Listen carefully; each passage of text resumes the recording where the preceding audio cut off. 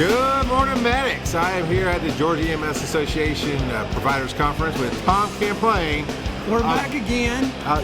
Do I know you? Yeah, were you here somewhat. before? I remember you from way back when, Charles. Oh yeah, on that B-rated late night cable TV show, Exactly. EMS Underground. Yep, That's sure it. Yeah, that was. one. Yeah, like Making it to the big time. That's right. You run Georgia Institute of EMS. Yeah. And why do you come to conferences? So that I can get a different perspective and learn new things to teach. I mean, I don't know everything, so I'm here to absorb. Absorb, learn, grab new stuff. What about networking? What do you get out of that? Oh, I get a lot because I get to figure out, what other people are doing, what we're doing, and just making contacts and helping each other share information and, talk about old times. Stress relief, Old I times, guess. yeah. Well, you talk about old. He said, everybody's been doing this more than 25 years, and I had to think about it for a second. It's like, I'm at almost a 27-year mark, I know, man. you're an old man. Crazy. I'm young. I am still young. That's why it blows me away. It's like, I started this when I was 10 years old. That's what it is. Were you 10? 18. 10 times? 18, I went to school. 10 times 2? And so, then why do you do EMS? Man, I love it. Because what else can we do that makes an immediate impact on so many people? In our communities as well. I mean, our communities need us really bad right now, and during COVID needed us more than ever. And that's just going to continue growing and getting to the point where we're that staple of people that, the community depends on in their worst times. People don't think about us going down the road, going to Walmart or anything like that, but when they need us, they need us.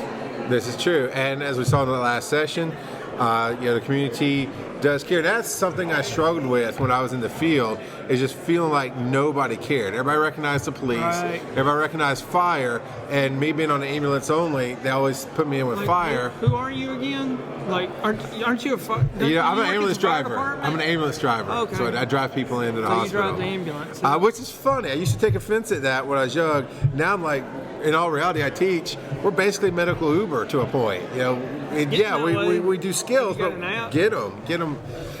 That's coming. They already app have, is I coming. found out air methods and stuff. I'll get you have just a an minute. app. We'll get you. They have an app.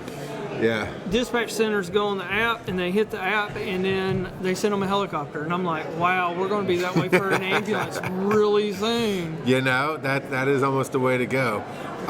What is? I know you've been to a number of GEMSA conferences. What's some of the good stuff that you get out of it? Well, is learning from other educators from other parts of the country. I'll be honest with you, the ones from inside the state, I learn a bit from it, but it's really refreshing to be able to meet people from other areas of the world, like Ronnie Ducksworth today. I saw him down at Expo. He was excellent at Expo. And getting their perspective and knowing that we are not alone. I just think sometimes you feel like that, the issues that we're going through here is just us, but they're going through some of the same issues that we're going through. Yeah. Especially with the advanced EMT pass rates throughout the country. You think here in Georgia, like, pass rates are horrible. What's the state average? In the registry? 60s. Okay. Yeah, That's better than 50%. It's better than 50%, but you know what? Why can't we get it to the 80s and 90s? And you would think that, is it just us? But it's not. It's all over the place.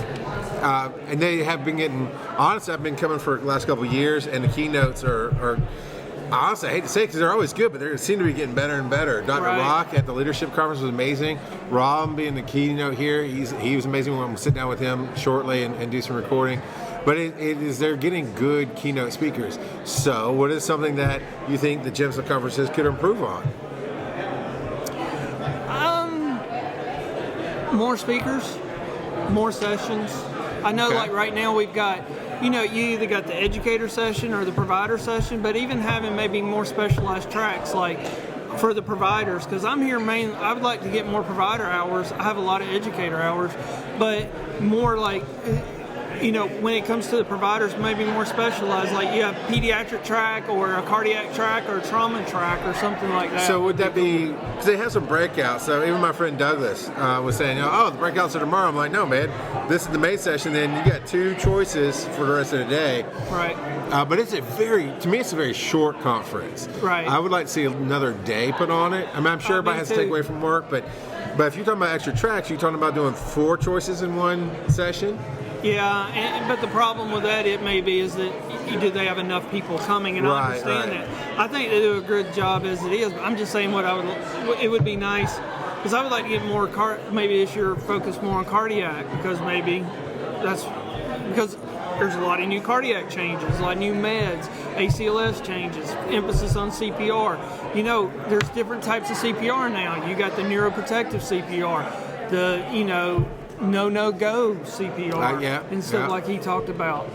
So could do that in stroke changes. I mean, things are changing with strokes all the time. So maybe little mini conferences throughout the year. That would be even better, I think. And I think that's starting to evolve a little bit, because we're starting to see more symposiums. Yeah, absolutely. Out of this last one, you're talking about the no-go, and what you're talking about, you got to have the passion for it.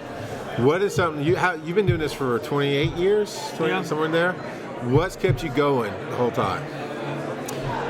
Just my passion for seeing people get the help they need. And I don't work on the truck anymore, but what feels good is that I'm teaching people who are going out there and actually touching people and helping people through the worst day of their life.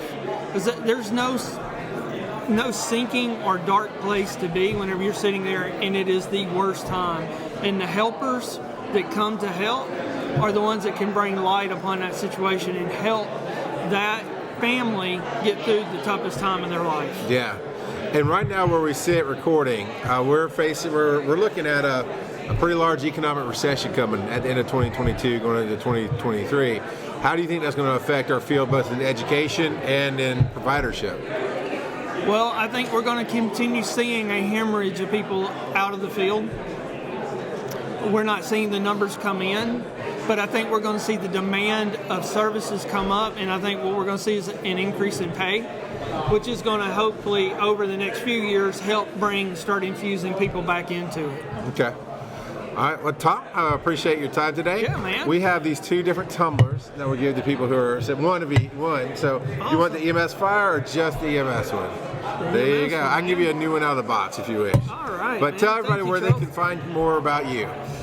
You can find us at GeorgiaEMT.com, and that's the Georgia Institute of EMS. We'd love any information you need or any help you need with continuing education or initial education for EMT or advanced EMT. We're here and stuff. And thank you, Charles. And I'd like to say Charles and One EMS are doing an excellent job. I know y'all started, when you started, you kept pounding it, and you're doing a great job for the community. All of y'all are. Well, at the end of the day, when we all come together, we are One EMS. One EMS.